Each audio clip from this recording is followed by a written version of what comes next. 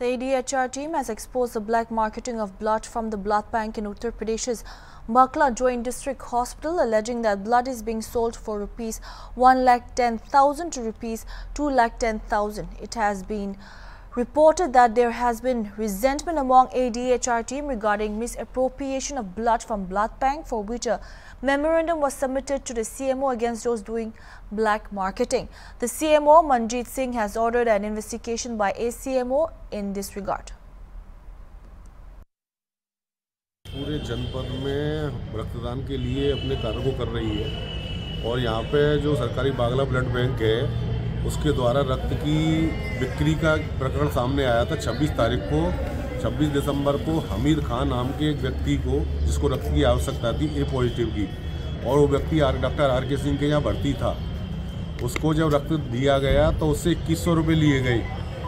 क्योंकि सरकारी फीस जो है 1100 रुपये है, वो बदले में डोनेशन दिया जाता है, लेकिन ब्लड बैंक कर्मियों द्वारा अनैतिक कार्य किया गया और ब्लड की कालाबाजारी की गई और उनसे 2100 रुपये लिए गए। क्योंकि प्रकरण पहले से जानकारी में थे और आते थे, लेकिन उनके खिलाफ हमें सबूत नहीं मिल पाते थे।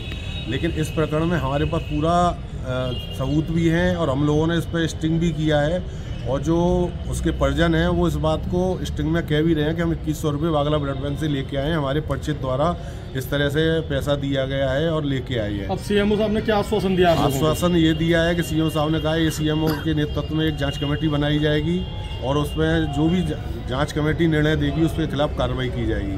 कौन कौन कर्मचारी इसमें शामिल है और कितने रुपए में इनकी कालाबाजारी की जाती है? सरकारी जो फीस है वो 1100 रुपये है, लेकिन उनके द्वारा 2100 रुपये लिए गए इस प्रकरण में।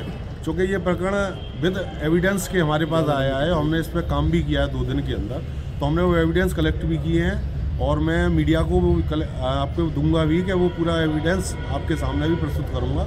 लेकिन सीएमओ साहब से हमने कहा भी है कि इस प्रकरण में निष्पक्ष कार्रवाई होनी चाहिए, जो दोषी है उसको किसी भी कीमत पर बख्शा ना जाए, नहीं तो हमें इस पूरे प्रकरण को यहाँ से लेकर चाहे हमको न्यायिक प्रक्रिया से कहीं भी जाना पड़े, हम उसको लिए जाएंगे। को हमीद खान जो मरीज था उसके लिए उसके परिजन रक्त लेने आए, तो उस परिजन से 2100 रुपये लिए गए। सरकारी फीस 1100 रुपये है, उन्होंने 2100 रुपये लिए।